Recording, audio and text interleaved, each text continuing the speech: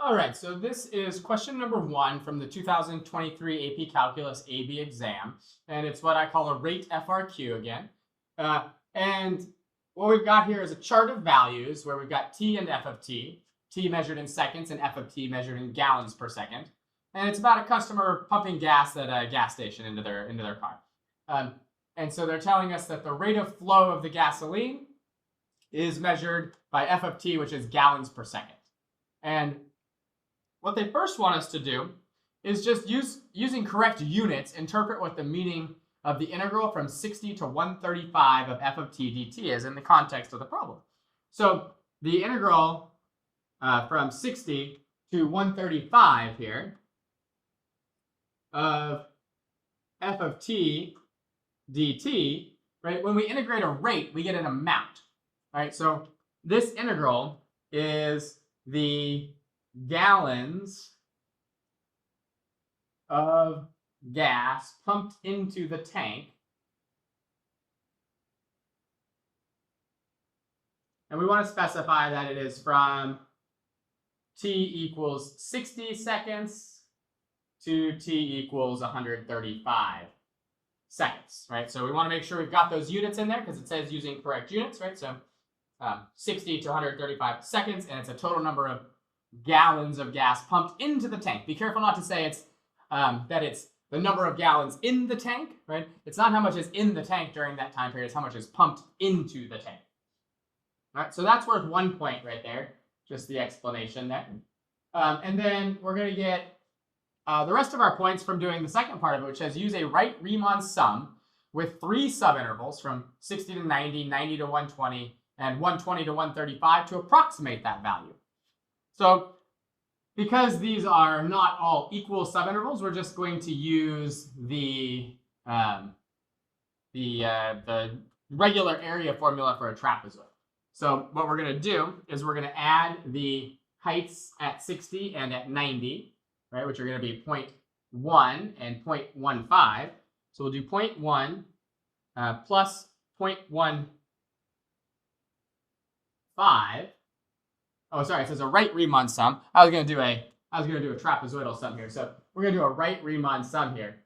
So if we're doing it from 60 to 90, the first interval is from 60 to 90, and so that right endpoint has a y value or an f of t value of 0.15. So we're going to do 0.15 here times the length of that interval from 60 to 90, right, which is 30. And then we're going to add to that the next right endpoint, which is 0.1. And we're going to do that one also times 30 because it's 120 minus 90. And then we're going to do 0.05 times 15 because that's our last right endpoint of the subintervals. And the distance from 120 to 135 is 15. And so you've got a calculator. You can total these all together if you want to using your calculator. I'm not going to go through putting it into the calculator itself, but it comes out to be 8.25. And if you choose to write out things like f of 90 times 90 minus 60 plus f of 120 times 120 minus 90, you can write all of those out, but this answer is sufficient to give you both the second and the third points, right? So we got 3 points here for part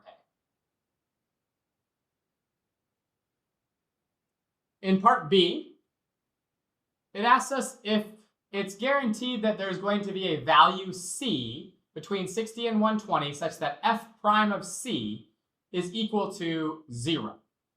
And so what we want to do here is think about what this is asking. It's asking us if the derivative is equal to 0, which when they ask you, is there a derivative equal to some value, then usually we're going to think about using the mean value theorem first. And since they've given us the interval from 60 to 120, first let's just check and see if the mean value theorem applies. Well, our function is differentiable. So we want to make a statement that says because f is differentiable, which implies continuity,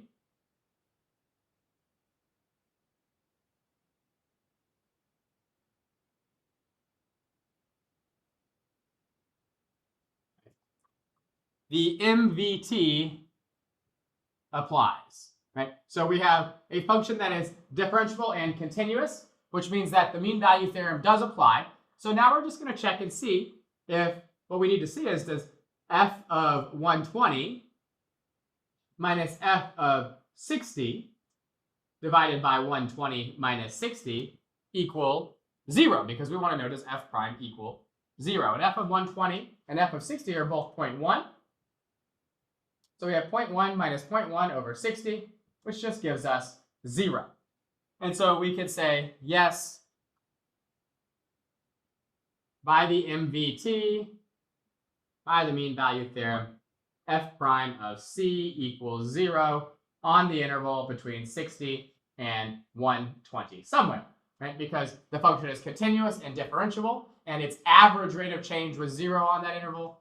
So its instantaneous rate of change must have been 0 somewhere on the interval. And you could have also called this Rolle's theorem, right? Remember that when it equals 0, Rolle's theorem is the special case of the mean value theorem. So that would be acceptable also, calling it Rolle's theorem. All right, for part C, we've got a new function, g of t, that models the rate of flow of the gasoline from 0 to 150. We want to find the average rate of flow.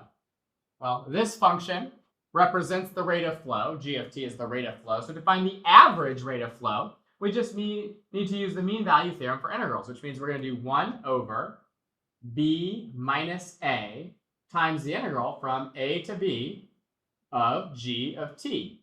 And you don't need to go ahead and rewrite g of t all the way out. If you just write this, followed by an answer, since this is a calculator problem, that'll be perfectly valid for getting all the points for this part.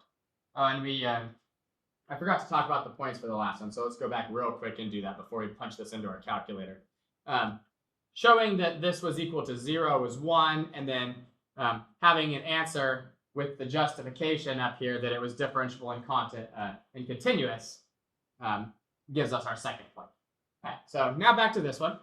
So now we're just going to punch that into our calculator. So we're going to get our calculator here. We're going to do, I'm going to get this little fraction here. 1 over 150 minus 0 is just 150. Right? And so then we're going to do math. And we're going to go down to option number 9, FNINT. So we have 1 over 150 times the integral from 0 to 150 of our function. Right? We're going to write our function in terms of x. So our function is, first off, x over 500. And then we're going to multiply that by the cosine of x over 120 squared. So I'm going to put that into a new parenthesis here. We're going to have x over 120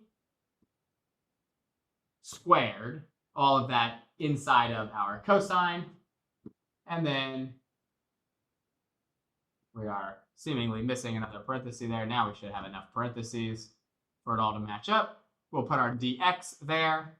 And when we calculate that out, we should get 0.09599666962, which you can round to 3 decimals. We'll call it 0.096. And nowhere in here does it ask us anything about units, so we don't need to worry about units. We would have gotten 1 point for the correct setup and 1 point for the correct final answer. All right, now for part D, we're using that same model for G to find G prime of 140, and then we're going to interpret the meaning of our answer. So even if you don't know what it means, which we should be able to figure that out, but even if we don't, we could still find G prime of 140. We're just going to go into our calculator, and we're going to have it take the derivative for us. So we're going to write G prime of 140 is approximately equal to, we'll just go in here, and we'll say math, and we're going to, this time we're going to go down to option number 8 for the derivative. And we want the derivative with respect to x of our function. Right? And our function, once again, here was, I'm going to put a new parenthesis here, it's x. Let's fix that. We're going to have an x up here. And in the denominator there, we're going to have a 500. And then that's being multiplied by the cosine of, and then we're going to throw some more parentheses in here. We're going to say x over 120. We'll close that first parenthesis and we'll square it. And then we'll close the second parenthesis. And we wanted to evaluate this when x was equal to 140. So we'll just type in 140 for where we're evaluating. And we should get an answer of negative 0.0049, which we'll call negative 0.005. And it doesn't ask us for units here, I don't believe. It just says interpret the meaning of our answer, but it's still always nice to put the units just for good practice. So the interpretation of this is going to be, we've taken the derivative of g. Well, g measures the rate of change. So a negative 0.005 is going to tell us that the rate of change of gas pumped into tank is decreasing, because that's a negative value, at 0.005. And our units here are gallons per second, if we want to throw our units on there. And we'll indicate that this is at t equals 140 seconds. We want to have all those things in there because they want us to be specific about what's happening, right? It's the rate of change is decreasing, right? It's not that the rate, or it's not that the amount is decreasing, but it's that the rate of change is decreasing because g represents the rate of change. And so its derivative tells you if it's increasing or decreasing. And you'd get 2 points here for this one, 1 point for the value, and 1 point for the explanation. And that is the end of that FRQ.